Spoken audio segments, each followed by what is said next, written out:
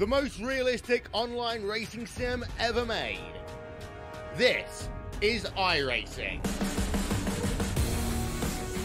Detailed laser scan tracks, fully dynamic real-world cars, and over 50 series to choose from.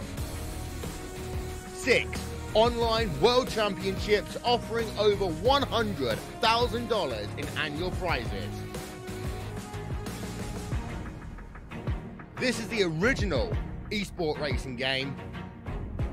This is iRacing.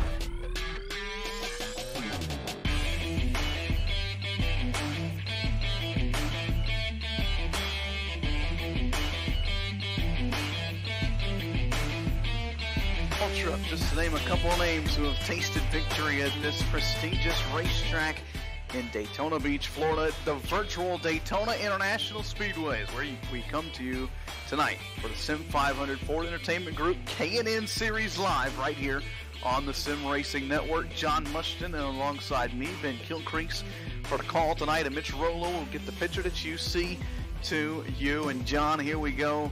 The wait is finally over. The day is here. We are set to go racing at Daytona.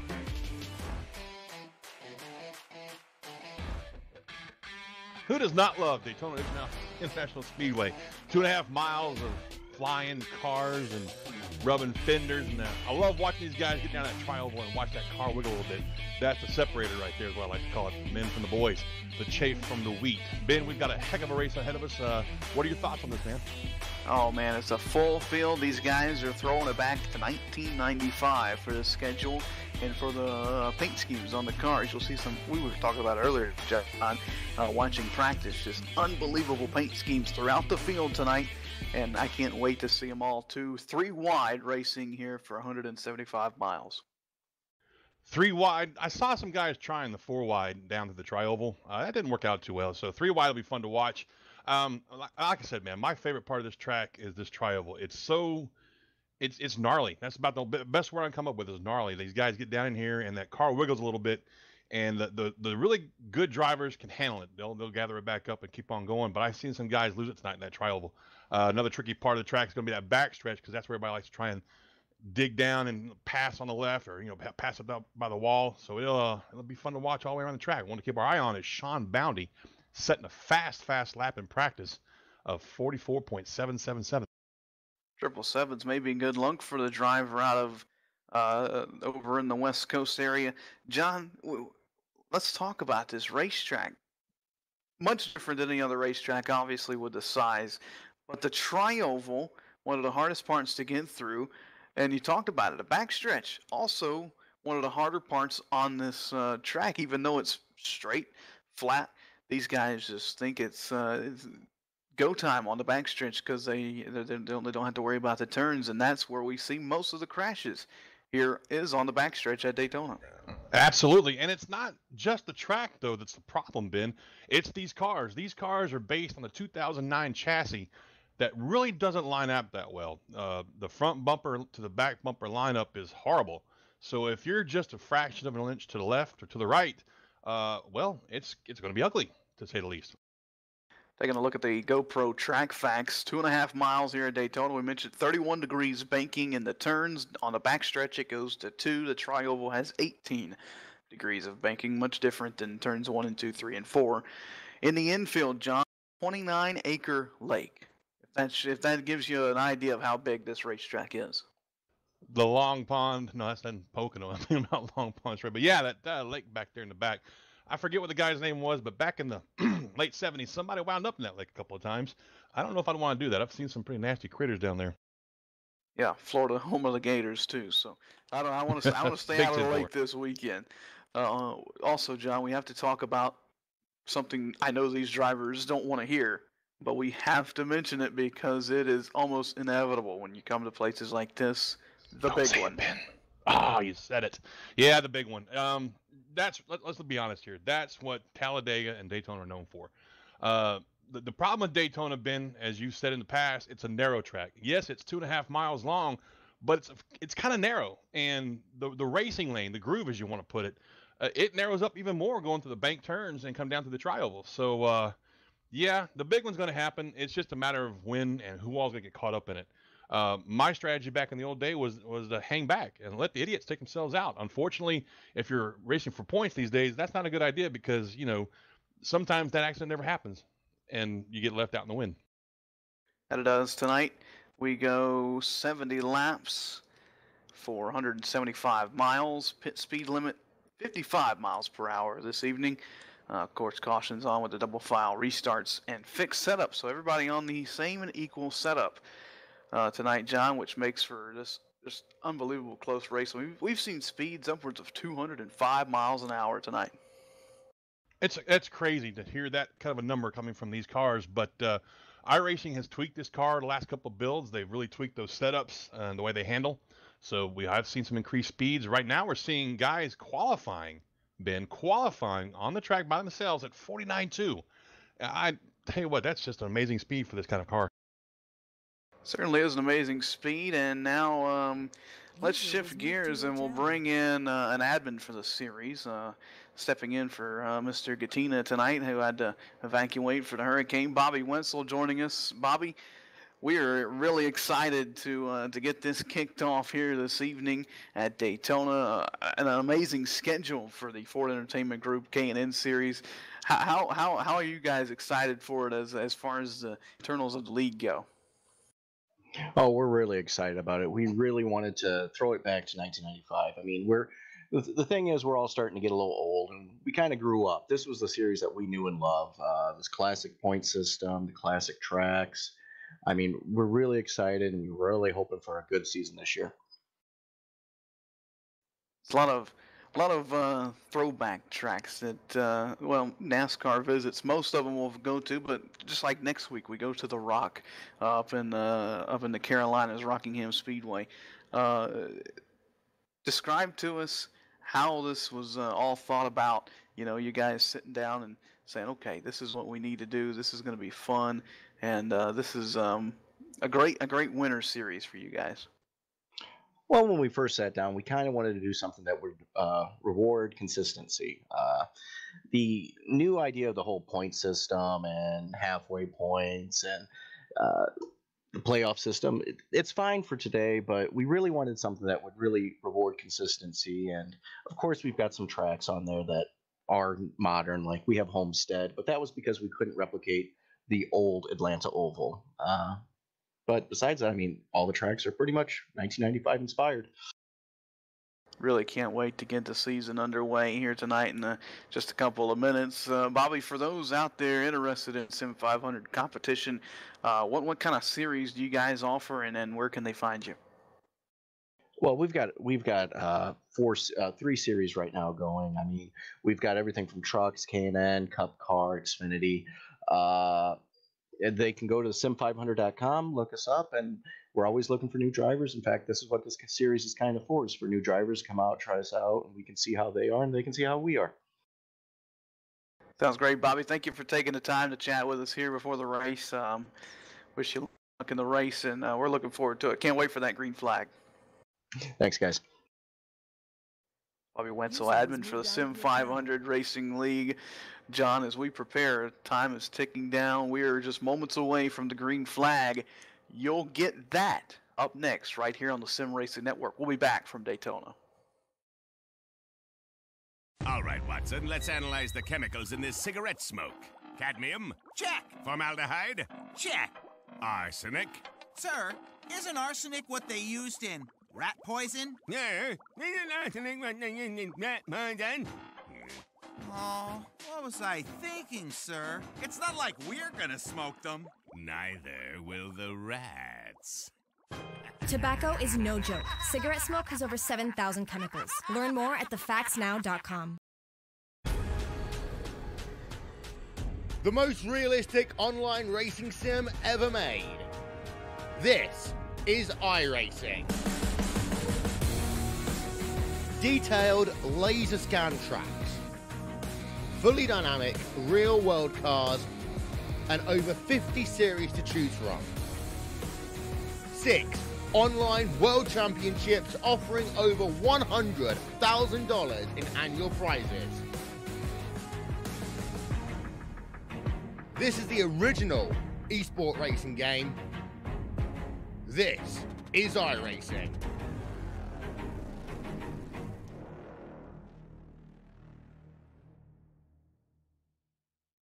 My doctor calls me and says, Chris, I have the results of your scan. This is saying you have lung cancer. And that was probably the single most shocking thing anyone's ever told me in my life. How can I have lung cancer? I'm 39. How can I have lung cancer? I do kick myself almost daily for ever starting smoking. I really do. Quit your way. Visit tobaccofreeflorida.com.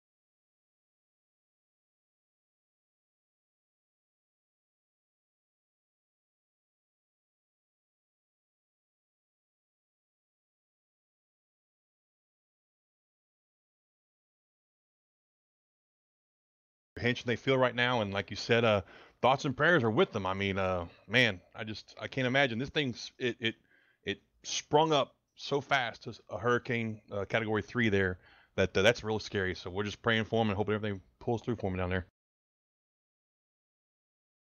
There we are. We apologize for the technical difficulties there. Everything seems to be going fine now, though.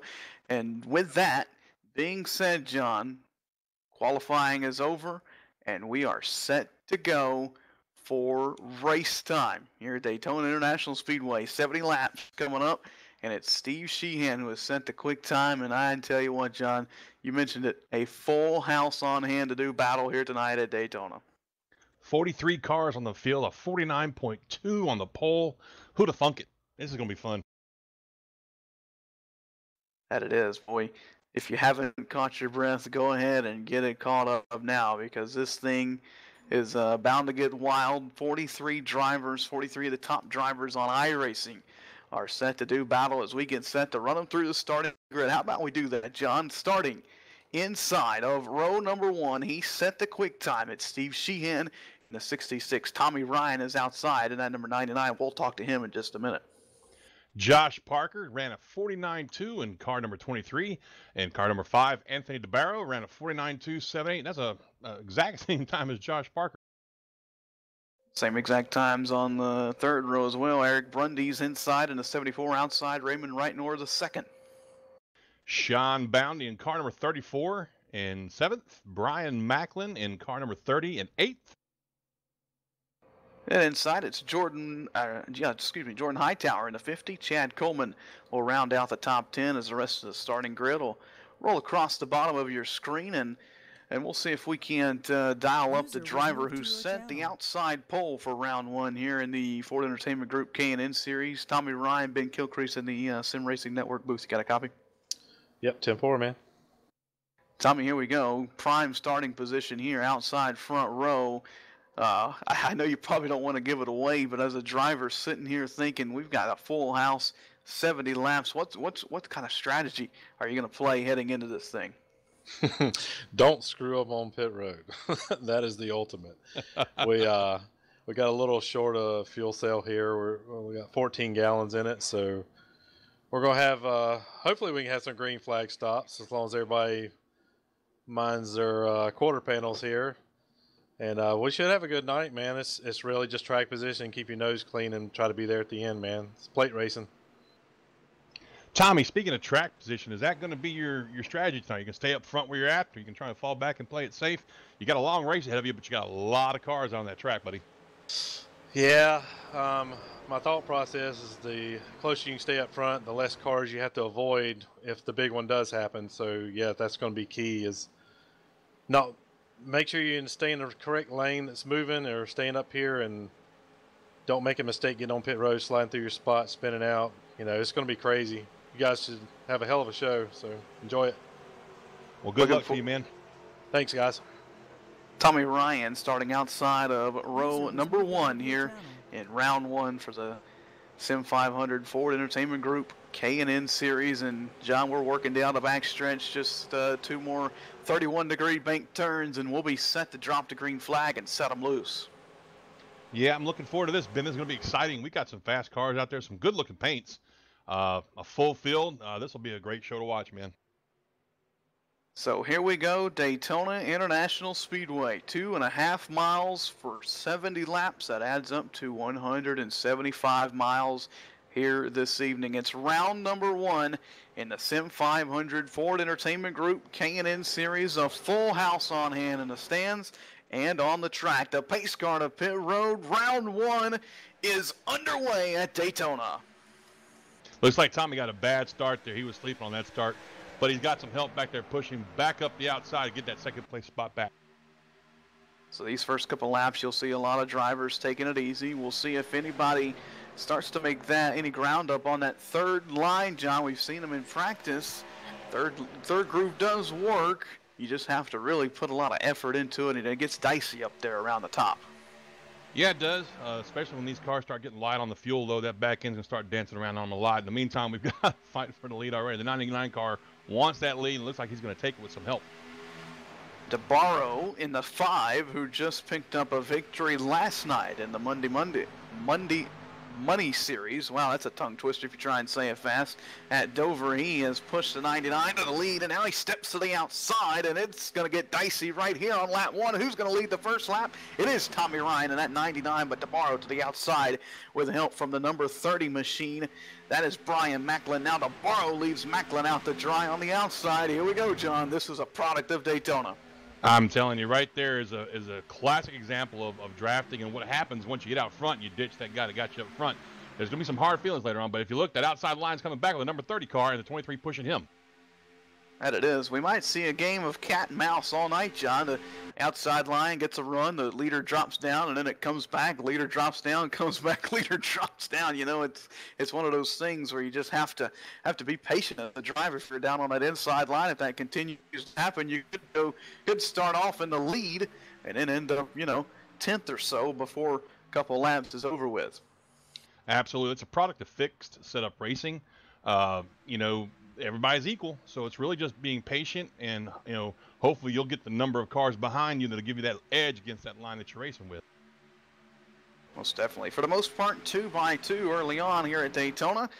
It is Anthony DeBarro leading that inside line, but Macklin in that 30. That's Brian Macklin outside, has a run heading to 3, and he loses ground a little bit there. Josh Parker helping the number 30 machine up top. And also up top, we see the fastest driver in practice earlier this evening, Sean Boundy, up in that 34, up on the top side of the speedway, as well as he worked lap 4. Yeah, Boundy was making that highline work really good for him in the practice session. We talked to him. He was just concerned about fuel mileage, and when these cars start to get empty on the tank, they get a little loose. So he'll be fun to watch up there in that highline. Hey, John, you want to know how much Brian Macklin led the last lap by? Yeah, shoot. 11 one-thousandths of a second. Can't blink that fast. That's like the width of a paper. Can't blink that fast. It's scientifically proven, and we're going to see that all race long. Lots of lead changes tonight here at Daytona. Only working lap 4, and these guys are pushing pretty hard up front here. It's kind of calm, but on the other hand, I think these top two guys are just trying to get everything they can get here early on, trying to lead as much as you can. You heard Tommy when we were interviewing him there. Tommy Ryan, the 99, he sits on the inside row in third place right now, second car on the inside row. He says, hey, if the big wreck happens and you're out in front, that's less cars to hit. Unless it's the front car that spins. I'm just saying, you know, I'm just throwing that out there. We're seeing speeds of 202 down the backstretch, 201 through the tri-oval. Ben, that's flying, man. That's hauling the mail. That it is. And look here, E.J. O'Rourke, the first driver to step out into that third lane. And I don't think he's going to be the only one because he's got a little bit of help. On board with O'Rourke, you see he drops back down into lane here, on board with the Ford Entertainment Group on board cam through that tri-oval. Look how wild they are. These cars all over the track, snaking, following the leader. If one car goes high, the car, it's your natural instinct, John, to follow them when you're in this pack. Well, it might be your natural instinct, but mine's to get out front. I'm just saying. No, you're right, though. You just, this early in the race, you don't want to get too racy, but he did want to try that high line just to see what it's going to do for him. He didn't see a whole lot of help behind him, so the first opportunity he got, the spotter got him down there low and back in line on the high side there. And it did. Up front, you see the duo of Josh Parker and Brian Macklin. They were able to pull down to the bottom, and now DeBarro gonna surrender his position on the inside line, pulls up in front of his teammate Sean Bounty, and they'll see if they can do anything as they work to turn number one. As we've got another battle for the lead. Now it's DeBarro on the outside, Macklin on the inside. They just swapped rows on us. DeBarro did that right, though. That's the way you want to try and get the momentum to pass on these plate tracks like that. You get your car sucked up into that guy in front of you on the inside line, and just as you're exiting that turn, either 4 or 2, let your car just drift up a little bit to the right rear corner of that guy, take the air off of him, and get your partner behind you to push him past him. It works really good. I just can't say it too good, but it works really good. Working lap 7, we're a tenth of the way in this one here at Daytona International Speedway, and Anthony DeBarro will lead that lap by about a half a car. It amounts to 25 one-thousandths of a second if you're keeping tabs on your notebook over there, John. DeBarro leads, and then it's Macklin, and then from there on back, everybody side by side. The top 10 all jumbled up. The whole field, 21 cars, John, are within a second of each other. Yeah, we got a bit of a gap there from, 29th to 35th. That's a small group of cars right there. And then even further back, 36th on down, they're in a pack of their own, which is, it's pretty cool to see that. But, you got to watch, losing that draft like that. You're already 31 seconds behind and falling quicker, so you're going to wind up getting lapped here pretty soon. Most definitely. You see DeBarro, he gets out in front of Macklin. Doesn't drop down, though. We'll see what he does over here in 1 and 2. He continues to work that outside line, and Macklin will pull back even with him over in turn number 2 to the backstretch. A lot of patience played here at Daytona early on, John. It's so easy to want to pull down and leave the guy you're working with behind you, but if you're working good with him, you got to stay with him almost the whole race, I'm thinking. Yeah, you want to find your dancing partner pretty quick in the early stages of the race. Somebody you could trust to push you and not wreck you, and vice versa. You've also got to watch the heat gauges, make sure you're not overheating the car. And as Bounty pointed out when we talked to him earlier during practice, fuel is going to come in here at about 30 to 32 laps. So you're going to want somebody that'll duck into the pits with you and make sure that you're not by yourself coming out of the pits. Now things are about to get hairy. 2 lap cars in front of this lead pack that is 2 and 3 wide. The lap machines go to the outside, and even though they're on the outside, John, it still gets a little hairy working your way around them in the turns. Absolutely. I mean, this is a cringe-worthy moment right here. Oh, we got a car drifting down there. That's not good at all. They're going to take it 3 wide, coming through 3 and 4 with these lap cars just kind of easing by them there. Boy, as a driver in the middle of that pack, the heart rate has to be through the roof. I can just imagine driving, and it's like rush hour traffic at 200 miles an hour. Absolutely. I used to have my wife stand behind me with my blood pressure pills in moments like that so she can pop one in my mouth. That's a good idea. Well, us big boys, we got that high high blood pressure problems, so you know we gotta have the medic standing by. Medic on standby. Tonight's racing brought to you by the Ford Entertainment Group.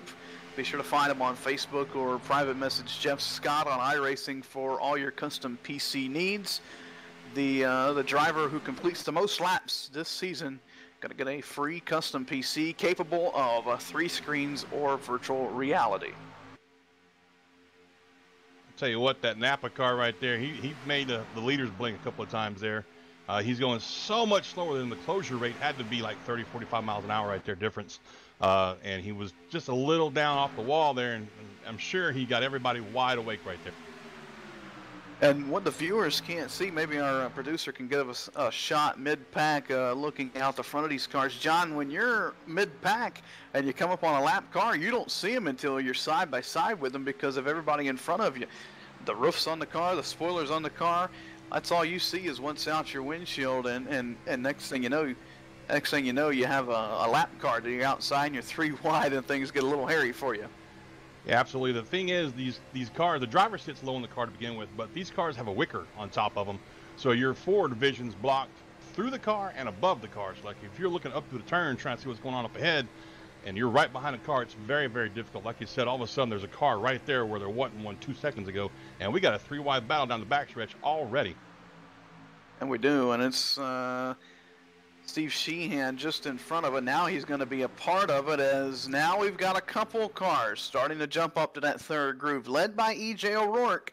Remember, John, he was one of the first drivers to go up and try that third groove. Now he thinks it's time to head to the front, and he'll be joined by the 07 machine on the front stretch. Here we go. Things are about to get wild as we're going to go 3 wide racing at Daytona. Yeah, we've got 4 cars up there in that high outside lane, and they are definitely making up ground there. They are heading to the front, all 4 of them there. And, they're going to have the 05 car ducked back down in that middle line there in front of the 3 car. That's going to leave them a car short, but they're still making up ground up there in that high line. That they are. Look at that. 3 by 3 by 3. The outside line led by Parker Kligerman. And they, for a brief moment, had the lead heading into turn number 3. That inside line starting to lose momentum, John, once that third group started on the outside. Yep, and the middle line, with only 3 cars, is still able to keep pace with those guys on the outside. But this is what we thought we were going to see. Once they get some rubber down, once these cars start losing some fuel, that high line is going to be real fast. Next question, do you think the inside line is losing ground, or do you think they're backing off, saying, okay, you guys go race 3 wide, we're going to ride behind you and see what happens? I dare you to key up on one of those guys and ask him if he's backing out. I dare you. We'll handle that under caution. Yeah, you don't want to ask him right now. Still 3 wide, and man, do they get close there, down in turn number 3. Mere inches separating 10, 11, 12 cars up front. This is fantastic racing. 3 wide up front for 1 spot, the lead.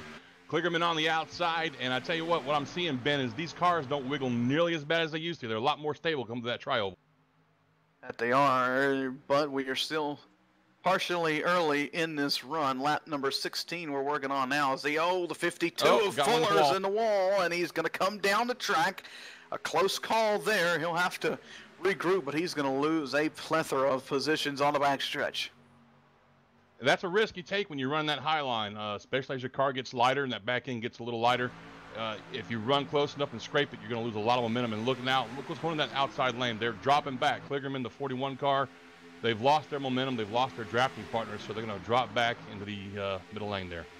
Yep. It seems as though you're going to need at least three cars to make one of these lanes work. As up front, oh man, DeBarro and Boundy were close to clearing the 30 machine, but Macklin will fight back on the inside. DeBarro's still hanging with his teammate there in that middle groove, and you see the 63 of Brian Boris Cook up top shelf. He started, listen to this, John, 40th, and he's running inside the top 5. That's fantastic. I'll tell you, that's a guy right there who he don't care. I'm going to the front, guys. Y'all come with me or stay back there, whatever y'all want to do. And he's working that high side now. He's got Kligerman on his bumper with the 41 car of E.J. O'Rourke, and he's making it work. by far the biggest mover of the race, and he's not done yet. He's looking for top 3. He's looking for the lead as they race to turn 1. Lap 18 here at Daytona.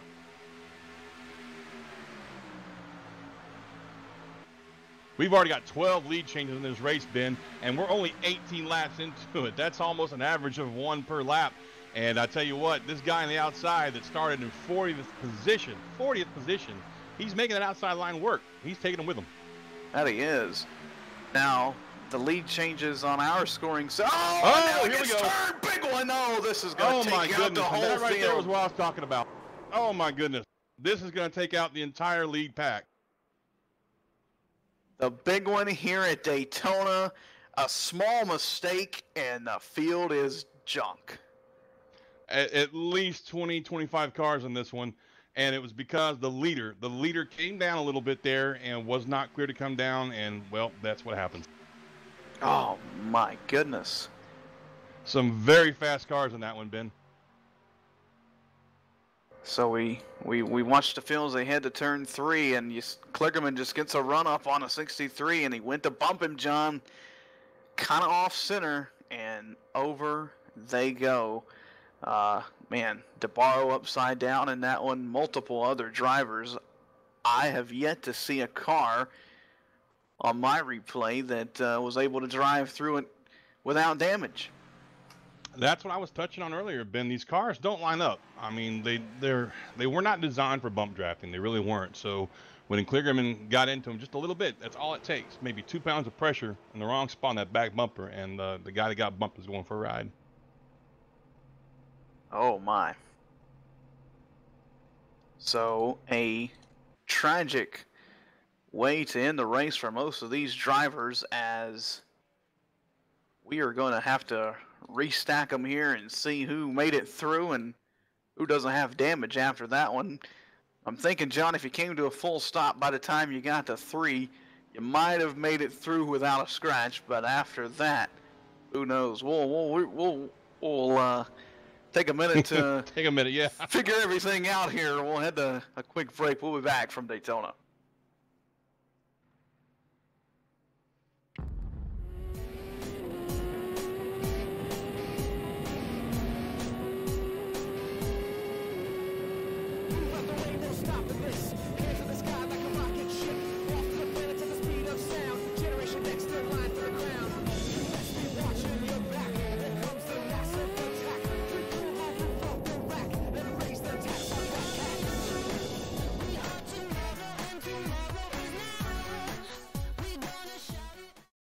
All right, Watson, let's analyze the chemicals in this cigarette smoke.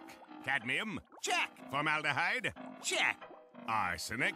Sir, isn't arsenic what they used in rat poison? Yeah. Rat poison? Oh, what was I thinking, sir? It's not like we're gonna smoke them. Neither will the rats. Tobacco is no joke. Cigarette smoke has over 7,000 chemicals. Learn more at thefactsnow.com. The most realistic online racing sim ever made. This is iRacing. Detailed laser scan tracks, fully dynamic real world cars, and over 50 series to choose from. 6 online world championships offering over $100,000 in annual prizes. This is the original esport racing game. This is iRacing.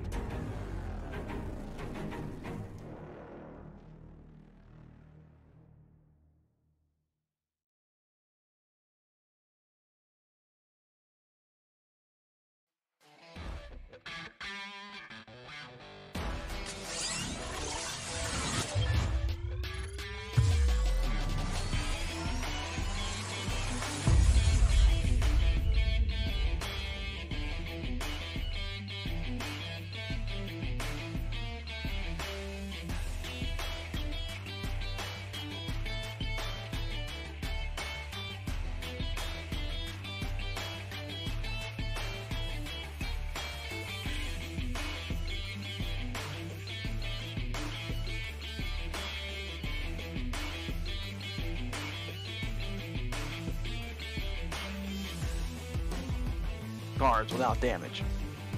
Maybe, if we're lucky. We're still looking at everybody. But yeah, that's unfortunate, and that's something I touched on earlier in the race. You cannot bump draft in these cars. It's not advisable.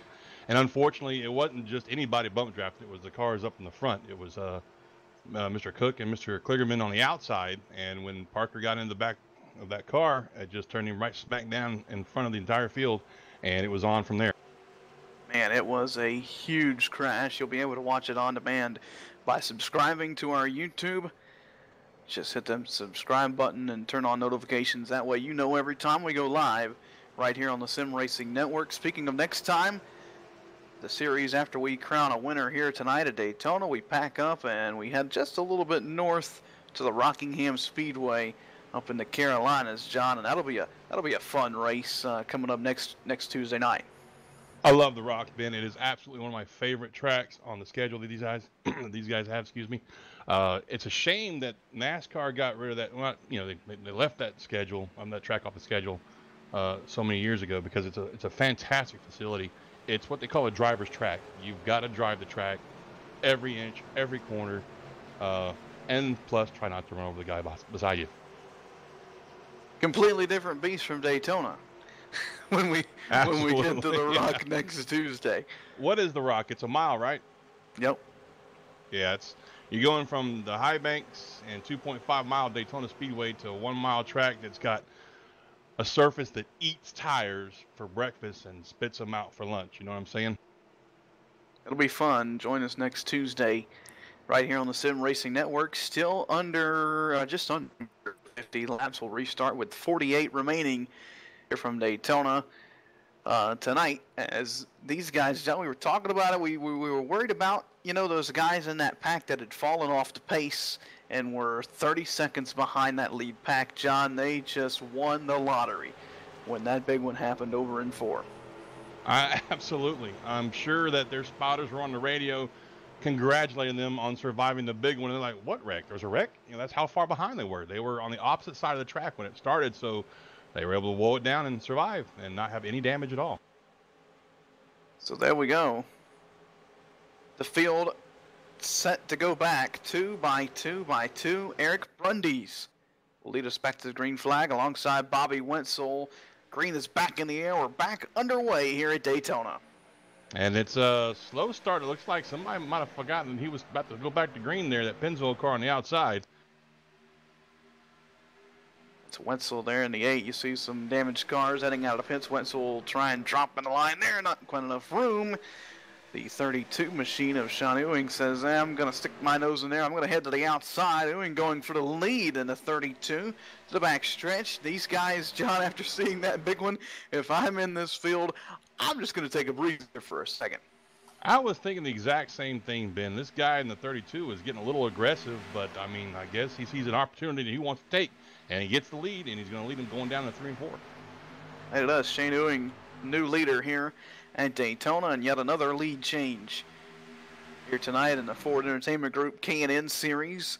They work to the front stretch, working lap number 23, and already that outside line starting to work back to the lead here. And that 50 machine, John, a little bit of damage on the side of him. That's Jordan Hightower. Yeah. He's got a smidgen. He's better than some of the cars and worse than some of the other ones. I guess what's going to come down to, Ben, is who's got less damage. We got a car dropping down way down low on the infield there. That was our pole sitter, I do believe. It looks like he got a little loose coming out, too. So a good save there. But Jordan Hightower, that damage, it has to be affecting that machine on the right front, and you see the spoiler also a little bit bent there, John, on the left rear. But after that crash over in 4 a couple laps ago, that's about as clean as you're going to make it through 1. Absolutely, that was. I still can't get over the number of cars that were in that wreck, Ben. That's just it's sad, to be honest with you. We have such a big field going, some exciting racing going there. But I'm guessing these guys are probably going to calm down a little bit for the next few laps. We got, a 70-lap race. We're on lap 25, so it's still a long way to go. Still at least one more pit stop, I might add. There you go. Yeah, these guys not going to make it on fuel from here, so some are going to be hoping for a caution. Others are hoping it stays green because they are the ones that capitalize on the green flag pit stops. Look at the 74 machine coming back to the lead. He wants it back. That's Eric Brundy's as we pass a slower machine down on the apron. And Bundy's is making that move for the outside. They're trying to get that lead. He's got the help of Bobby Wetzel in the 9 car and the 50 car behind him. Then they make it work. Is he going to ditch the 50 and the 9, or is he going to stay up there and let him, help pass? It looks like he's going to ditch him and hang him out to dry. He thought about it for a couple of seconds over in 1 and 2, and he decided to pull down. And he might regret that, because here comes Hightower right back on the outside. You see him down the backstretch, starting to get to pushing, starting to get comfortable when pushing again, heading down into the corners, and that's where we saw the trouble happen on that last incident. It was the car on the outside, 3rd row. Kligerman pushed Cook on basically just around and started a big one. And Wetzel, I don't know if Wetzel's just laying back trying to be patient, or he doesn't have any damage. I think he's just a little gun shy because of what happened with that big wreck, but he's just kind of laying back. He hadn't gotten up on the bumper to 50 yet, and he's actually poked his nose to the outside a couple of times. So I don't know what's going on with the 9 car, but I'm guessing he's just playing it smart. If I'm in this situation after seeing that caliper of a wreck, I'm going to take it easy until about lap 65. Absolutely. I'm just, I mean, you're trying to make your car last for 70 laps, man, and there's no use putting yourself in a position to risk getting taken out like what we saw with that big wreck. So another change for the lead, and Shane Ewing, back out front in that number 32 Tide machine. That's our 17th lead change in 28 laps. And the note I was touching on as that wreck happened, John, was we only count the lead changes at the start-finish line. That's not including all the way around the racetrack, and all the way around the racetrack, we've probably had a 50 or 75 by now. Yeah, and I tell you, I'm still watching Wetzel. I don't know if he's making up his mind what he wants to do here. He gets right up on the 50 car right there, and then he backs off. So I think maybe he's just gauging how loose the car is going to be once he gets up underneath somebody like that. You also got to take into consideration. That Hightower has that damage, and Wetzel sees that.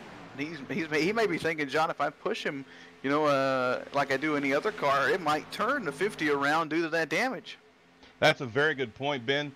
With the bumper being bent up like that on the 50 car, Wetzel probably is very hesitant to push him at all. And as I say that, there he goes, getting a little bump on the backstretch. That's the place to do it, though, is the backstretch before you're straight. Yep. So we see Wetzel continuing. They're trying to get that outside line going. Wetzel in the 9, Hightower in the 50. They're side by side for the lead off of turn 4. Here comes Hightower. He clears, and he'll go to the bottom side, leaves Wetzel out to dry up top. Wetzel will have to try and get some help from the driver behind him as we race around another lap machine heading into 3 and 4. Yeah, we're going to have a bunch of moving targets from here on out, Ben. All these guys that survived the wreck somewhat, but are so damn... Oh, wow, Wetzel drifted way up high, gave up that line there, and he's going to lose a couple spots for it. Almost looked like he went into turn 1 and the car didn't turn. That's what it looked like he got real super tight. I mean, we know we don't lose tires in iRacing, but that's what it looked like he lost a front tire. Wow. So Wetzel drops back, maybe by design in the number 8, but nonetheless, he'll fall back to the tail end of this pack for the time being, and that inside line going to prevail here through the tri-oval as the outside trying to get regrouped up top, and you see Ewing in the 32. Man, that was a bold move there, and it almost could have ended in disaster as he pulled up right in front of that high side. They were coming pretty quick. Yeah, I tell you, these guys, I guess, just they're going for it, man. The heck with it, they said. Yeah, half the field got wrecked out, but I'm better than that, and I'm not going to wreck this guy. That's what I'm seeing. It's Michael Raza in the 49 pushing Ewing out to the lead. Raza started way back in 30th, and the guy behind him, a couple rows back now, he was scored 5th last time at the line. He'll be scored about 7th or so. The 04 of Corey Chester, he started 41st here tonight at Daytona. In the meantime, the 52 car of Justin Fuller is making a bold move to the outside with the 83 pushing him. 83 of Jason Barham, I'm not sure how to say that. But that was a really bold move coming to that trioval. If you overcorrect in that trioval, you're going for a ride. Now listen to this, John. Justin Fuller, remember, he tagged a wall earlier in the race, lost about 30 positions, and that was probably the best thing that could have happened to him. Who would have known that hitting the wall would have saved your car and gave you a shot to win? What he was doing was he was just scrubbing off some of that paint layer to lighten that right side of the car up, I think, the way he was working on it. That dropped him back to the tail end of the field, and when the big one happened, you know, he was far enough back, he got woe down. You see a little bit of damage on that 52, but certainly not like a bunch of the others still running around multiple laps down. Fuller, though, trying to get the lead. Yeah, that damage right there behind that right front tire shouldn't be too bad as far as aero goes. And it looks like something he might have incurred by just kind of side drafting a little too much with somebody. Working lap number 33 here at Daytona, easing up on that halfway mark. Let's pause 10 seconds for station identification.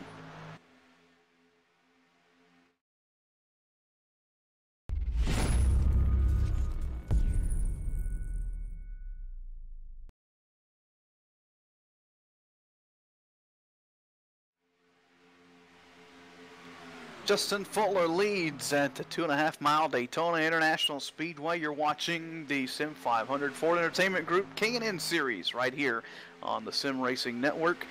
Alongside John Mushin, I'm Ben Kilcrease on the call. Mitch Rollo getting the picture that you see to you. Fuller able to pull down in front of Shane Ewing on the back stretch, and he has the lead for the time being as the field works their way into turn number 3. We work lap number 34 of 70. If you're just tuning in, we had a huge, and when I say huge, I mean a massive crash. It wasn't the big one, it was the massive one on the front stretch in turn 4 just a couple laps ago, which is why you see the front pack dwindled down to about 20 or so cars. Yeah, that was a rough one to watch, Ben. It wiped out the vast majority of the field. It wiped out the fast cars. I'm not saying, I don't mean that in a bad way towards the guys that were left. It's just that it was right there up front. It was the number 2 and number 3 car that started the whole thing and wiped out the top half of the field. So we still got some great racing here, though. We got the 83 fighting for it, the 52 to 32 right there. We got Wetzel up there in the 9, the 43 cars trying in it. So I mean, we got some good racing here. We just got a lot of damaged cars and some rolling targets, it looks like. No, we do. Far from over, though, here at Daytona. Still many left in it with a shot. Jason Barham going to take the lead for the first time tonight. Oh, John, he started second from last. And we've seen that with a couple of these guys, though, Ben, that didn't bother to turn a qualifying lap, started in the back of the field, and needled their way up through the field, and even managed to avoid the big one, or as you call it, the massive one that took place a few laps ago. But it's good to see guys like this playing it smart, racing smart, but racing aggressive as well. Now, the thing with this, John, especially with the computer up for grabs, as we've been green for about 20 or 12 laps or so here after that most recent caution. The thing here, though, John, you have the computer goes to the drivers with the most completed laps. So these drivers on track right now, they've already got an advantage on most of their other competitors. Absolutely. That's why you see some of these others, these cars that are demolished, not competitive, but they're out there logging laps, getting that seat time, making sure these laps count towards that ultimate prize, which is really smart when you stop and think about it. That it is. So let's continue to race for the lead up front. It's Jason Barham, and look at Doug Roth. Haven't talked much about him in the 43 outside of the front row there. He started way back in 26. As we come to the line here, John, let's just go quiet for a lap. Let's turn it up on the Sim Racing Network. Crank it up, baby.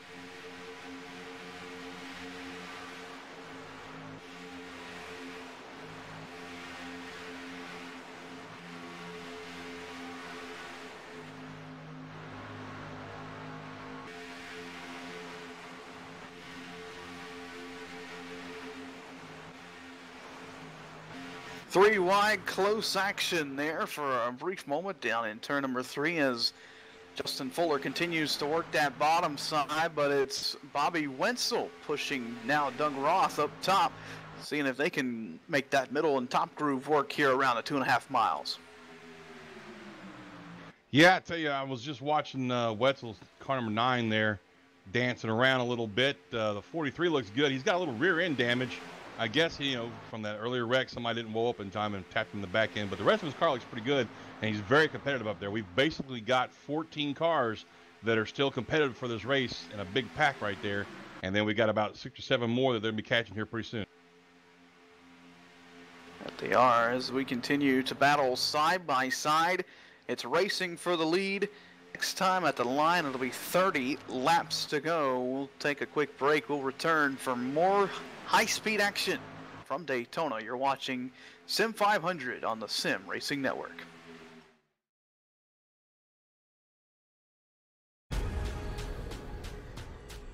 The most realistic online racing sim ever made. This is iRacing. Detailed laser scan tracks, fully dynamic real world cars, and over 50 series to choose from. 6 online world championships offering over $100,000 in annual prizes. This is the original esport racing game. This is iRacing.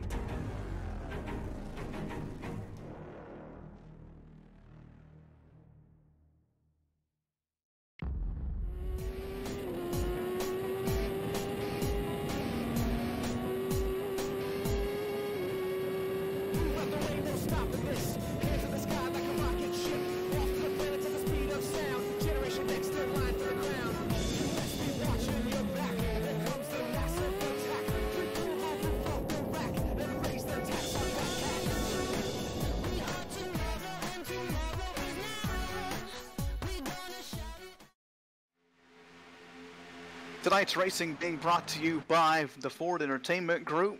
Be sure to message Jeff Scott on iRacing or find him on Facebook. All you have to do is search Ford Entertainment Group.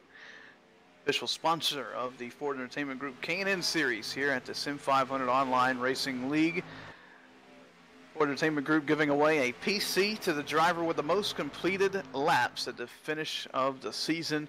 It's going to be capable of doing virtual reality or 3 screens. So a pretty awesome prize up for grabs. And John, Doug Roth is heading his way, trying to make his way to that new computer as he leads here at Daytona on lap 43.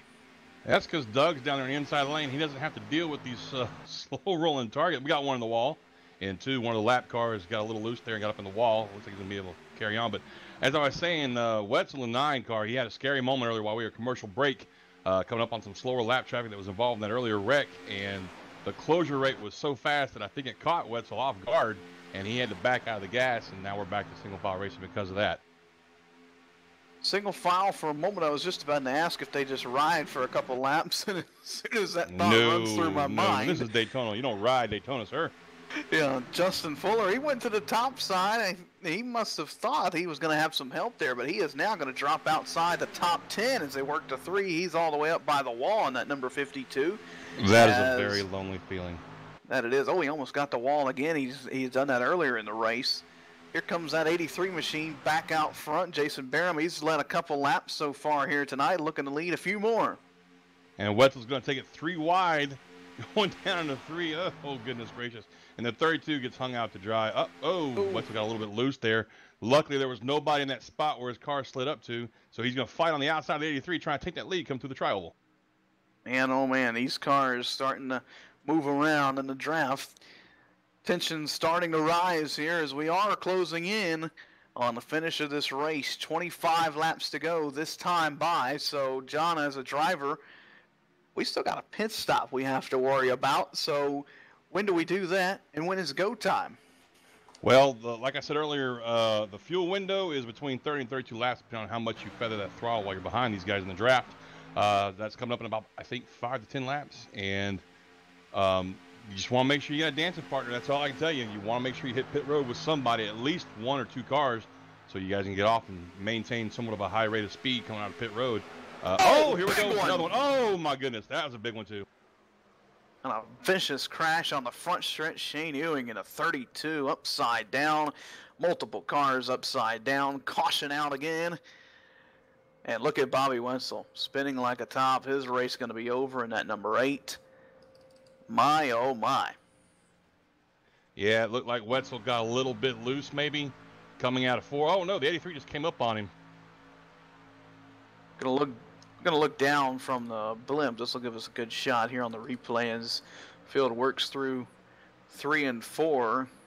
And, wow, almost looks like a little bit of net code there, to be honest, Yeah, John. I have to agree with you, Ben. I saw a little bit of air between those 2 cars, and all of a sudden the 83 just hooked to right, so it's probably a little bad case of net code, but Wetzel paid for it. I think his car is just done, and possibly the 83 as well. Wow, so another big one. That's just like a small scrape with the wall compared to the earlier crash, but nonetheless, multiple cars taken out in this one as well. And for those watching that not aware with what we described as net code there, that's basically, John, the way I like to describe it is when say the guy on the inside computer thinks the car on the outside is closer than it appears, and there's a lot of varying factors that could play into that, internet connection, computer speed, etc., that could make that happen. But nonetheless, we have it occasionally here in iRacing, and that's a good example of it there. The 2 most hated words in sim racing: net code. Yep. So pits open this time, and everybody going to come in and get service. John, I think we're going to be able to make it to the end now. Yeah, these guys are probably going to trade in some tires and fuel, get everything fixed up that they can. If they've got damage that didn't get fixed earlier, get that worked on. And like you said, Ben, we're going to probably go back to green with 10 laps to go. No, I'm sorry, 20 laps to go. And these guys are good to the end.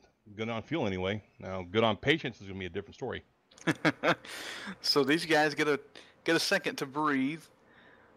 But now, we were talking about it, we knew we had to get the pit stops out of the way. Okay, pit stops are out of the way. We're going to restart 20, maybe just a tick under 20 laps to go here to finish this one off. John, do you go for it from here on out, or do you wait till 10, 5 to go? Or do you just go with the flow? I'm afraid to say anything because every time I say something, these guys are the exact opposite. Personally speaking, we still have a lot of racing, man, so I don't think I'd be too aggressive. Especially with the bump drafting and whatnot. But I don't know. Some of these guys just appear to want to get up front and stay up front, and that hadn't worked out for the leaders tonight, Ben. Both wrecks we've seen were between cars in the top 4. That it was. So we'll take another quick break here on the Sim Racing Network. When we return, we'll talk to a driver that was involved in the massive one, Sean Boundy. We'll talk to him next, right here from Daytona. All right, Watson, let's analyze the chemicals in this cigarette smoke. Cadmium? Check. Formaldehyde? Check. Arsenic? Sir, isn't arsenic what they used in rat poison? Yeah, isn't arsenic what they use in rat poison? Oh, what was I thinking, sir? It's not like we're gonna smoke them. Neither will the rats. Tobacco is no joke. Cigarette smoke has over 7,000 chemicals. Learn more at thefactsnow.com. Welcome back to Daytona, right here live on the Sim Racing Network. You're watching the Ford Entertainment Group K&N Series, a series of the Sim500 online racing league, and we'll go ahead and bring Sean Boundy, who has walked his way up to the tower to speak with us. Sadly, a premature ending to your race, Sean, after one of the biggest races I've ever seen in my iRacing career. Man, oh man. As much as I've been on this track, that's certainly one of the biggest wrecks I've seen, and they are certainly not done. Would you look at that? Yeah, Sean, I got to give you points for artistic creativeness in your spinning and pirouetting and flipping, sir. I had no part of that. That was all car. Got to give it to the car on that one. On a more serious note, man, what a horrible way, if we're going to be frankly honest, to start the season out. here in the Ford Entertainment Group K&N Series. Not the way you was hoping. A very avid super speedway driver yourself. Very good at these plate tracks. Just man, that's just a product of Daytona, though. Yeah, I got with my teammate. We had a meeting for the race, and I was telling him all the things to expect. And I looked down the list of qualifying and told him, it's basically, it doesn't matter where you qualified. If you start dead last, I wouldn't be surprised if you ended up in the front, after 10, 15 laps. And some of the guys that were around us right there at the end when we all wrecked, they were up there. So that's not surprising. These cars, I'll tell you the big difference between these cars and the Cup cars, because you don't really get to run these cars very often, especially in big packs. And as popular as they are, is that Cup car, you're fighting and you're putting all the knowledge that you've gained into the car to get more out of it. With these cars want to give you more than you're capable of, and you got to find a way to pull the reins back, because the draft package is incredible. They suck up incredible. You can go from last to first, and you got to really kind of hold the car back a little bit. And just one minor miscue, and there goes the field. It's pretty much that simple with these cars. And we were maintaining that middle line. I told him that bottom line can kind of hold pace, and the middle line's kind of where you want to be. So he never dropped down, and we just maintained that middle line. And I kept telling him, the outside lane's 3 back, 2 back, 1 back. He's like, do you want me to go to the outside? He's like, no, hold that middle. As soon as they get to you, talking about DeBarro being the leader in the middle line, they're going to get to you and just stall. Just stay in the middle. We'll maintain and hold our pace. And exactly what they did. And I told them, if there's going to be a wreck, it's going to be at the front with these cars, because that's where you're really pushing, because you got to fight that extra little bit. Otherwise, you're just going to maintain that 3 wide, 2, 3 wide up at the front. And they just getting more out of it than they could, and there's nobody left. Summed it up perfectly, Sean. We're getting ready to go back green. We hate you had to come up here and talk with us, but we wish you luck in the remainder of the season. Absolutely. Love to be out there, but sure they'll put on a good race with whoever's left, because it doesn't take many cars to have a good race with these cars. Well said, Sean. Well said. So Sean Bounty there coming to chat with us after his race ending early. We're back racing with 21 laps to go here at Daytona International Speedway. Doug Roth out in front of this field, and he is followed closely behind Steve Sheehan, who started on a pole. And John, I can't recall if he's even led a lap so far tonight. I don't know, to be honest with you. I was just looking at him, trying to figure out if he's led any laps at all. The good news is he's still in it. Even though he was up front, he's still in it. We've got 16 cars left on the lead lap, and I couldn't even tell you how many are not damaged. Maybe 5 of them. The rest of them all show some sort of damage. Some sort of knicker scrape on them somewhere. There's going to be a lot of body shop action after this race. Most definitely. So we back up front here with Doug Roth leading this race, and then you have the 12 machine there. That is Scott Simley, the driver out of the Plains. He started back in 34th, and he's going for the lead on the backstretch as they race down into turn number 3, and he's got help from that 22 machine of Nelson Rivera. Haven't spoke much of him tonight. He started back in 34th. Both those guys making that top groove work.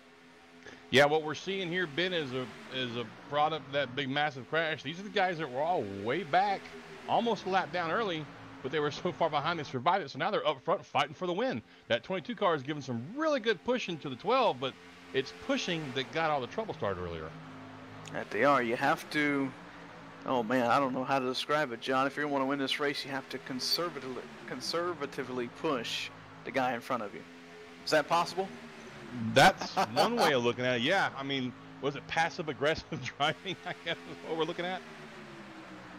Yeah, it's so hard, and Sean described it there. The margin of error are just so small with these cars, whether it's the draft package and the bumpers not lining up, and the way they're planted to the racetrack. Everything falls into play in just millimeters.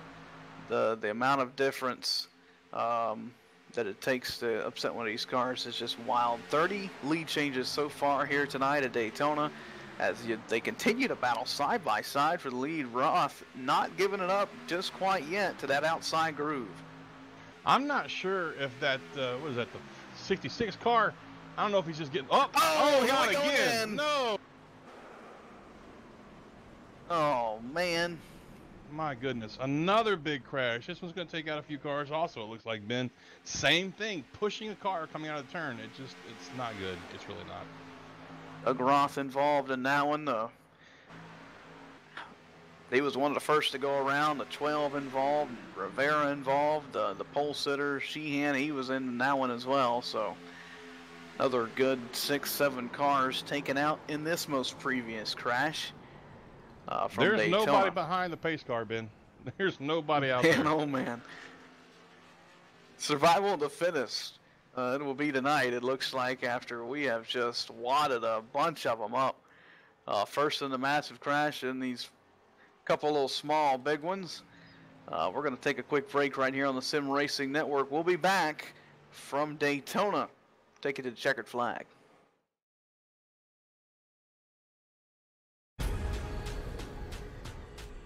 The most realistic online racing sim ever made.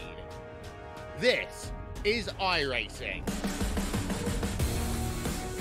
Detailed laser scan tracks, fully dynamic real world cars, and over 50 series to choose from.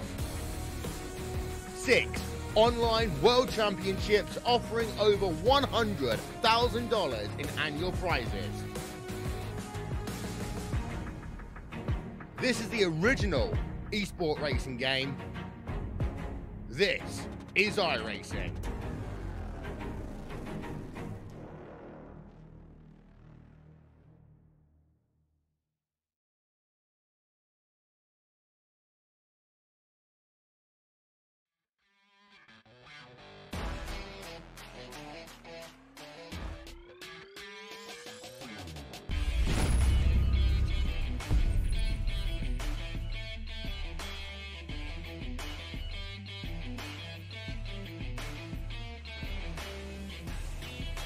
Mike Kelly leads here at Daytona.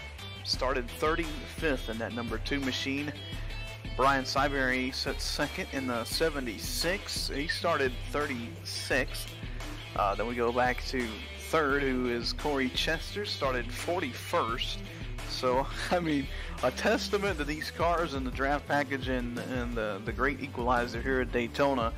John, the top 3, highest starting position of the top 3 was Mike Kelly, and he was 35th. Well, it's no surprise, Ben, when you tear up this many cars so early in the race, you're going to have back markers leading it, you know. Hopefully we can get this thing finished out in green. I'd like to see a green flag run, see what these guys can do with these cars when they get light on fuel. Rounding out the top 5, you see Joshua Scott there in the 80, Eric Brundies in the 74, who has been around all these crashes all night, he's just unbelievably worked his way through them. He rounds out the top 5. Chris Cabot since 6th. 7th is Douglas Hess, I do believe. No, Hess will be a lap down, I'm sorry, as is Gaboo there, so we have to kind of sort through all these lap down machines, and trust me, there's quite a bit of them as we try and get you to top 5, or top 10 rather, as we prepare for another restart here. 15 laps to go at Daytona International Speedway this time by. Up next Tuesday, we head to The Rock for 140 laps, I do believe, right here in the Ford Entertainment Group K&N Series. Tune in live right here, Sim Racing Network, 9 p.m. Eastern next Tuesday night. Same place, same time, just a different track venue.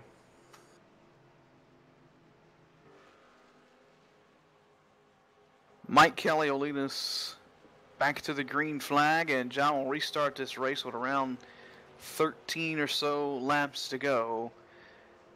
Oh boy, have you caught up on your breath? Because it's been wild so far, but I think it's going to get a little bit more crazy. Well, I've got my oxygen tank set up right here, so I'm ready for it. I'm just, I was really hoping that these guys would settle down a little bit, Ben. These cars, uh, you said it 1,000 times so far in the broadcast, they're not designed to be bump drafting, especially coming out of the turns, 2 and 4. The car is really light. No matter how much fuel you have, you come out there, you're unloading all that weight and just touching, and it's going for a ride. And that's what we've seen so far tonight. They are, as we get prepared for the restarts. Light's still out on the top of the pace car, so we'll got a couple more laps to go until we get the green flag back in the air. If you're watching on YouTube, be sure to click on our channel, subscribe, and then turn on notifications so you can be notified when we go live right here on the Sim Racing Network. Also, hey, Ben. on Facebook. Also, if you're on Facebook, be sure to give us a like on Facebook. All you have to do is search the Sim Racing Network, and you'll be able to find us there. Give us a like and stay up to date on all the latest happenings. Hey, you know what we don't have to worry about at Rockingham next week? What's that? Bump drafting. It is. Some guys like to consider it a short track, so we might see some bumping. We just won't see the drafting part. Yeah, I'm looking forward to Rockingham, Ben. It's a fun track to watch. It's history, man. It's one of the more historic tracks on the circuit, and it's a driver's track. You got to know how to drive, man. You got to know how to take care of the tires on that car, take care of the fenders, stay off the wall, watch out for that inside wall if you do spin. It's going to be fun to watch. Yeah, I can't wait for Rockingham. Always provides an exciting, challenging race, whether it's in these cars, the trucks, or Xfinity, even the Cup cars. Back in the day was always fun to watch, and even the late models and street stocks all the way down the tier. Rockingham is fun, and just about any car you can put on it. You remember that year Tommy Houston lost it on the backstretch and rolled like 18 times down the backstretch? Yeah, that was wild. That was a wild race. Well, we're going back to green here pretty soon, Ben. What do you think, man? What we're going to see for the next few laps here? Well, we're going to see, I know for a fact, we're going to see cars on Daytona. Anything after that, it's up in the air. 13 laps remaining. Yeah, it's going to be fun to watch, I think. We got some undamaged cars, believe it or not, still in the field. I don't see anything wrong with the 2-car, do you? A little bit of damage on the left rear, but we'll scratch that off to the side. For the most part, he's clean. Yeah. He's a lot better looking than the majority of the field. Well, here they come to green, Ben. Take us down, man. Field in control. Mike Kelly 2x2. They are, and we're back underway. Kelly gets a good jump here. Not the best thing to do in Daytona, though, John. You don't want to get too far out, or the field behind you will just run up and run past you. Absolutely, that's true. I mean, you get out too close, and these guys get ganged up behind you. You're a sitting duck. You're a target, and but it looks like he's going to maintain that lead. They're not really working to get past him right now. They're going to single file there and see if they can't stretch themselves out behind that in front of that backpack back there. So what you're seeing in the two different packs is basically the cars that aren't damaged versus the cars that are. And we have 7 cars here in this lead pack. And it looks like these will be the 7 to duke it out for the win tonight. A couple drivers trying to run their way back up into the mix. We'll see what they're able to do. Here comes the 74 of Eric Brundys on that outside line. Kelly had the lead through the caution laps, but back under green, Brundys will take it back. Well, the thing about Brundys is he started up front. He gridded 5th on the start, so he's one of the few in the top 10 that started there and survived. So he's going to drop down, take that lead, and lead the outside line to fend for themselves. For certain, I can say the 74, not a scratch on it, and that's just wild because he has been around every wreck we've had tonight, but he's been able to make it through. On board with the 76 machine back here in the middle of this pack, that is Brian Syberry as he works inside. He's that 3rd car inside on the inside row. That's the Autism car, I believe, the Racing for Autism sponsorship, just behind the 2-car of the Miller car. And his car looks pretty good. I don't think he's got too much damage, if any at all. And those 2 guys on the outside, they're hanging tough. That they are, man. Justin Fuller, you got to give it to the 52. He has not given up. That car has hit with the right side. You see the big donut on the left side there. That car is certainly beat up, but still hanging on despite the damage on that outside groove. Yeah, I'm surprised that Fuller's still in this, man. As many dances with the walls he's had tonight, he's still competitive, still up there, lacking a lot of his paint scheme, but he's still there.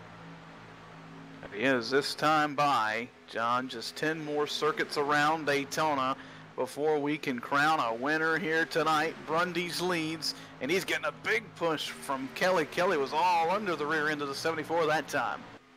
Yeah, that's flirting with danger. I mean, these guys, they're 10 laps to go. It's getting down to it. Caution is out the window. They're just going to go for what they know. That they are, as Brundy's continues to lead. Fuller, man, I don't know. I think that damage is hindering him up on that top groove, John, from getting the push he needs to pull even with that 74. Well, like I said earlier tonight, it's numbers, Ben. They've got to have at least one, maybe two more cars up there in the high line with them to be able to make these passes on the outside. Without any help, just those two cars by themselves, they're not going to get it done. He'll be able to hang there, but he will not be able to successfully pass the 74 car. Guys failed to work their way around a couple lap cars there. Man, that one results. So that was Doug Roth. He was leading this race just a couple laps ago when he got turned on the backstretch and triggered the third caution, I do believe, of the night. Fuller not going up on that on the top side yet. Sorry, John. I'm sorry, Ben. That was on me. I was just going to say it's unfortunate that, yes, we've only had 3 cautions, but those 3 cautions took out a lot of great cars. That they did, as we continue to work down the backstretch. Oh, man, Fuller, he had a good run going there, but Doug Sigmund in the 06 had to let up. Looks like he got a little bit tight heading down into turn number 3. And just like that, they'll lose all that momentum that they had gained as we get the 8 to go right here at the line. I tell you what, that was a scary moment there when the excuse me, the 06 car washed up to the outside, but he was able to keep it off the wall. He looks relatively undamaged, Ben. So like I said, I think if they can get at least one more car up there, we'll have a race. And it looks like we've got a 7-car breakaway for the lead. Yep, 7 cars kind of setting themselves apart from the rest of the field. What I'm real surprised with is the one on tagging along on the tail end of this field, John. A lot of damage to the front end of that Joshua Scott Jack Daniels 80 machine, but for the most part, it looks like he's still keeping up with these guys running the 7th. I'm watching these two guys on top. Oh, they've got a 3rd car now, the 80 car. Yep. VRT sponsored car. Jumps up to the outside to give him a hand. This will make it very interesting. So here we go. 80 of Joshua Scott trying to work up to the tail end of that 06. He might be the missing link that top groove was looking for, but it looks like he can't quite close up to the tail end of them either. So it's going to come down to maybe the 76 or the 04 pulling out and heading up to the top groove. I don't think so. I don't think they're going to do it, Ben. They look awfully comfortable down there where they're at. They must, probably be thinking they're good for settling where they're at. They don't want to get too pushy up there fighting for the win. On the other side of that coin, though, like I said, you got the 06 up there, you got Fuller up there, and they're coming up on a big pack of slower cars that might have something to say about all this. That they do. For the most part, they split up and let the lead pack go through without any problems there as we work down the backstretch. 5.5 laps to go here at Daytona. If I'm sitting in this car, John, I'm thinking it's go time now for me. I've got to get the move on if I'm going to win this race. Absolutely, Ben. This is it, man. This is time to make your move. And you know what? I'm looking at that 80 car. He's got a lot of right front damage. That right front splitter is way up off the ground. He is not going to be able to get up there and help those two guys on the outside. Man, it's going to come down to the last lap, as it always does here at Daytona. Get the cameras ready at the start-finish line. A photo finish coming your way right here on the Sim Racing Network. 5 laps to go from the World Center of Racing. I think if the 76 has any ambition to get a top 2, maybe win out of this thing, he's going to have to jump up to that high side. The bottom line is not going anywhere. They're not going to. Oh, there he goes. We say it. There he goes. Oh, but and Fuller gets turned, no. and into the wall he goes. And that's going to be the race. 4 laps to go. Eric Brundy's no. It's Doug Sigmund in the 06 who is out in front of this field He'll get the 4-to-go signal there. He's got the lead, John. I think that'll do it. I think you're right. I'm not real sure what happened there. It looked kind of like the 52 got a little loose and was trying to catch it up and caught it up in front of the guys down below, and there just wasn't any room there. Yeah, it looked like Fuller, man, he was trying to get clear, and he just about was clear at the 74, and I think he pushed the issue a little bit too much there, and crash happened, and I don't think Fuller's gonna drive away too easily from that one. The 52 will pretty much be done in after that contact, but for the most part, up front, Doug Sigmund is your leader, and if this thing does not go back green, he's going to be the winner here at Daytona. Yeah, I was looking at the replay. The 06 did get into 4 just a little bit going into 3, and I think that's what that was. Not so much that Fuller thought it was clear. He was just trying to catch that car, and unfortunately it didn't work out for him or the 2 car. Looks like the 06 might have walked into one there. Certainly could. We'll go to a quick commercial break, and when we come back, we'll let you know whether we're going back racing or if we can expect this to go official. You're watching the Ford Entertainment Group K&N Series live on the Sim Racing Network.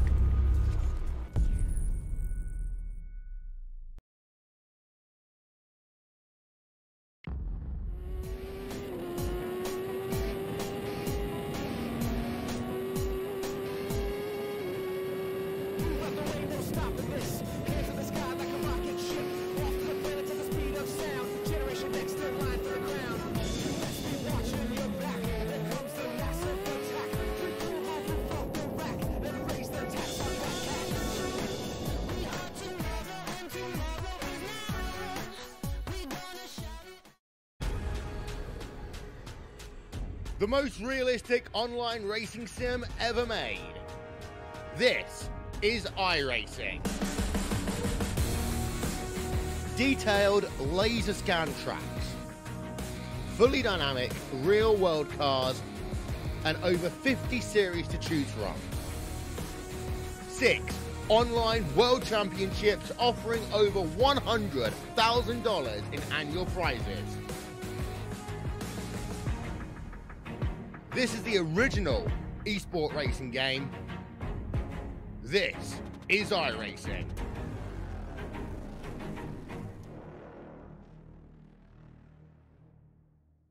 All right, Watson, let's analyze the chemicals in this cigarette smoke. Cadmium? Check. Formaldehyde? Check. Arsenic? Sir, isn't arsenic what they used in rat poison? Yeah, isn't arsenic what they used in rat poison? Oh, what was I thinking, sir? It's not like we're gonna smoke them. Neither will the rats. Tobacco is no joke. Cigarette smoke has over 7,000 chemicals. Learn more at thefactsnow.com.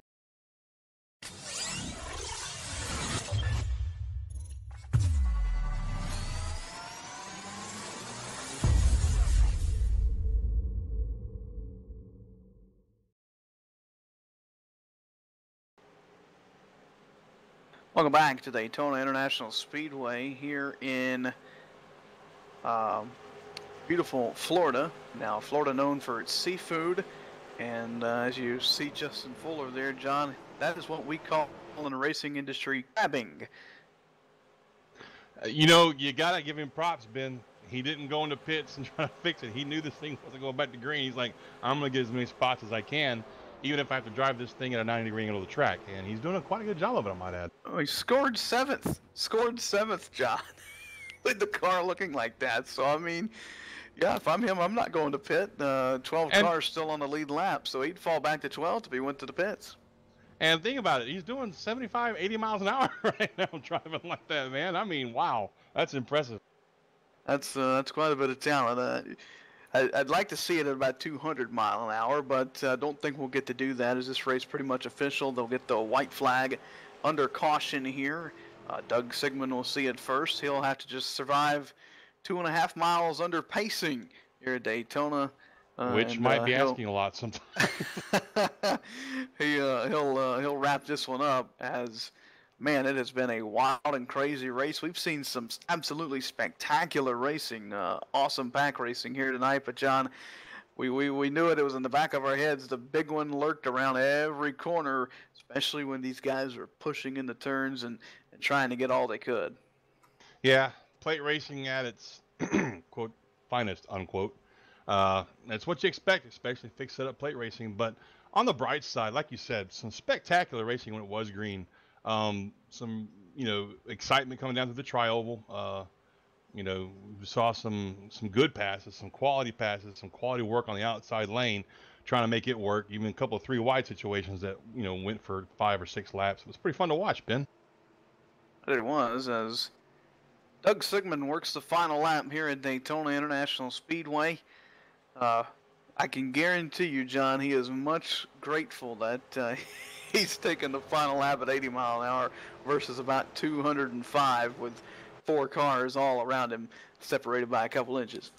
Yeah, I tell you, it's a good feeling in one way, but another way, you really want to win it the right way, under green. But I'm sure he'll take the W and be thankful that his car is still relatively in one piece compared to the rest of the field. It'll be a good start for Sigmund here, winning the first race. And John, as well as I do, racing in a series like this all season long, if you can go out there and have a good first race, that boosts your momentum through the roof, and you are just itching to get out there for week 2 and try and repeat it. Absolutely. Morale and momentum are key points to a championship run in this series, especially when you go back to the next plate track. You survived the melee that this one was, so you're thinking when you get to the next plate run, you got a pretty good chance at it. Next week they're going to be at Rockingham, so he's going to take some great momentum into that race. Beautiful 1 mile facility out there, and he'll be the points leader when he gets there. That's got to be a good feeling, right? It certainly will. And now it's official. Doug Sigmund wins the season opener here at Daytona in the Sim500 Ford Entertainment Group K&N Series, and he'll head around the track. I'm pretty sure we'll see a celebration after this one. Survival will be the the name of all the headlines surrounding this one. Doug Sigmund, your winner here tonight. Eric Brundies and Brian Syberry round out the podium finish. We'll try and get the podium finishers in, and we'll talk to them in just a minute. But for now, we're going to take a quick commercial break. We'll get everybody lined up. We'll be back from Daytona.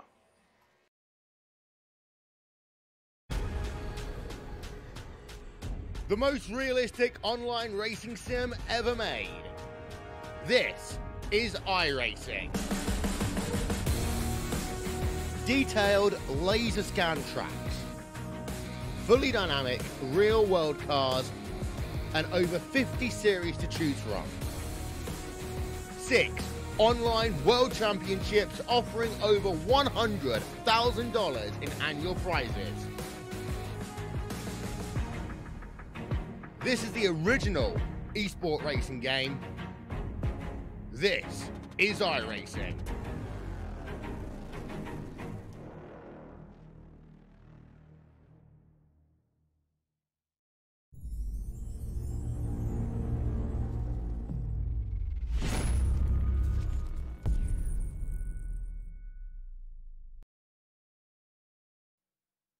Welcome back to Daytona International Speedway as we get set to talk to a handful of drivers that participated in tonight's events. And to get us started off, we'll send it down to John Mushin, who's caught up with our 3rd place finisher tonight. John? Down here with Brian Sabari. Did I say that right, Brian? His mic is muted, so congratulations on a 3rd place finish. You survived the battle of the fittest. Didn't look like your car was unscathed, though, buddy. So having some technical difficulties there with Brian. So John, if you don't mind, just slide over to your left there and see if you can chat it up with the 74 of Eric Brundies. How about you, Eric? You got your ears on, buddy? Yeah, I got you. Well, my friend, fantastic finish for you. 2nd place. You survived the melee. How's it feel? Oh, it feels good. I wish we had one better. We were leading there with last 10 laps. Before the yellow, we were leading 52. He was just really looked like a sorry. He was just he was trying to clear me and he had I was looking at the replay and he did have the room, but it was such a close call. I think it was just one of those racing incidents. You know, nobody's lifting in that case, and you know, with 3 to go. So I don't know. I don't know if he's mad at me or not, but it was just one of those crazy things. And Daytona and Talladega aren't my good tracks, so it was really really nice to run well and to lead some laps and to get up there and begin the season right. Well, Eric, congratulations on the run, man. I tell you, it was fun to watch, but when we saw that 52 car come down like that, I had to, you know, I winced a little bit. What did it look like from your window? I mean, he did the right thing. I mean, he was just trying to clear me, and that's what you do. If you're passing the outside, you make the pass and you know, you clear low, and then and that's what he did. It just he really, there was really no room for error. You know, I mean, it was barely clear, and you know, like I said, nobody's lifting in that case, and it just one of those racing incidents, and I hate it for him, and I hate for us. You know, I felt like we had that race won, but you know, we'll just go to Rockingham and try to get that one. Well, Eric, again, congratulations on your runner-up finish, and we are looking forward to seeing what you can do at Rockingham next week, buddy. All right, thanks, guys. Back to you guys. Thank you, John. Eric Brundy's second tonight, and after a very wild race, he started 5th and kept it up front, was able to avoid a lot of the melee, so comes home in 2nd. John, I'll send it back down to you. We'll see if we can talk to Brian again. Yeah, I'm here now. My mic is no longer muted. Yeah, we got Brian. Brian, man, what a race, huh? Congratulations on a 3rd place finish. Your car, however, looks like it's been through the ringer. Yeah, I tried to, you know, wait in the back as long as I could, and I was afraid that long run was going to stay that way, and was glad to see that caution come out. And I just tried to kind of stay behind, you know, the pack in front of me and try to avoid those cars when they got sideways. But best I could do, that last one is what really did the front end in. Yeah, well, we were watching you. The race winner, Doug Sigmund, Corey Chester, the majority of our top 10 gridded way back in the back, and we're in that pack that we saw fall so far behind at the start of the race. But like I said, and like you said, I guess that big one was able to get you caught back up. What are your thoughts heading into Rockingham next week, buddy? It's going to be a fun time. I'm glad you guys put this series together. Thanks for hosting this and allowing us to do this. I've been racing NIS all year, and I'm going to win the Division 4 championship, so I wanted a break, and this is the perfect spot, I think, for me to have some fun and get in here and meet some new guys and enjoy what you guys have got put together. Well, again, Brian, thanks for stopping by and talking to us after your 3rd place run here at Daytona International Speedway. We look forward to watching you get her done over there at Rockingham next week, and you take care of yourself, man. Congratulations again. I already appreciate it. Thanks. User was moved out of your channel. Back to you guys up in the booth there, Ben. Thank you, John. We're actually going to jump over to Victory Lane, where we've caught up. Well, I hope I get this right. Doug Sigmund, who has pulled it into the Gatorade Victory Lane here at Daytona International Speedway after, I'm going to describe it in one word as wild. Doug, what would your one word be to describe this race? Oh, yeah, ain't no doubt about it. That was something else. That's the first win I've ever had with the Sim500 guys, and it's fun to race these guys. Man, that it looked exciting at some points, but it had to be tense as heck at the other points when you're 3 wide there in the pack and just racing through the tri-oval where it gets so tight. Walk us through this race and how you were able to survive ultimately to come in the victory lane here and win this thing tonight. I didn't do bad qualifying, just missed the start there, so I ended up starting on pit road, and it just got a lap down there early, and it took me 48 laps to get back on the lead lap. And once I did that, I just took my time and just drafted real good there with Fuller in the 52, and was going to stick right there with him, but I hate to see his accident, but a win's a win. There you go, a win's a win. First one here at Sim500. We congratulate you on that. Rockingham next weekend, or next Tuesday rather. We're really looking forward to that as we pack up here from Florida. Doug, who you want to thank for here in Victory Lane tonight? Any sponsors out there? I just put on a new sponsor here, Planters Peanuts, and other than that, everybody there at the shop did a good job with the car, and really want to thank all the guys at Sim500. There you have it, Doug Sigmund, your winner tonight from Daytona, his User first was moved out of ever your in the channel. Sim500 Racing League. And John, we didn't catch it, but 48 laps down at one point in this race, just right place, right time all night long for Doug. Yeah, I tell you what, man. Survival of the fittest, Ben. I think you said it best. Survival of the fittest. A lot of wrecks, a lot of wrecked cars, a lot of slow cars to dodge after the wrecks, and he brought it home in first. And actually ran a pretty good fast lap there. But on to Rockingham, my friend, I am really looking forward to that one. There we are. The final finishing results tonight. Doug Simmons wins. Eric Brundy second. Brian Syberry third. Corey Chester fourth. Joshua Scott fifth. And you'll see the rest of them there as they scroll across your screen. John, from Daytona tonight, man, it's just a wild race. Any final thoughts from Daytona Beach? Well, if the rest of the season is going to be as exciting as this, I am going to have to request more blood pressure pills from my doctor. I hear you. I might need some for the tenseness. I'm saying. It was a fun race to watch, Ben. It's fun to work with you two. I was hoping that we'd see a little less carnage, to be honest with you, with this the new build. This car runs a lot more stable than it used to back in the old days. But what I'm really looking forward to is watching these guys get back on a short track. I call it a short track, Rockingham, but I'm really looking forward to watching these guys race. We all are. Round one goes to Doug Sigmund here at Daytona after just a fantastic race, a wild race nonetheless, here from Daytona. So we want to thank Sim500, Ford Entertainment Group, K&N Series, Jeff Scott over at the Ford Entertainment Group, and everybody that tuned in to watch tonight. And remember, subscribe to us on YouTube and give us a like on Facebook by searching the Sim Racing Network. For Mitch Rollo, John Mushton, I am Ben Kilcrease. We'll see you next week at The Rock. When you remember when you're out there on the roads to put that phone down. Good night from Florida.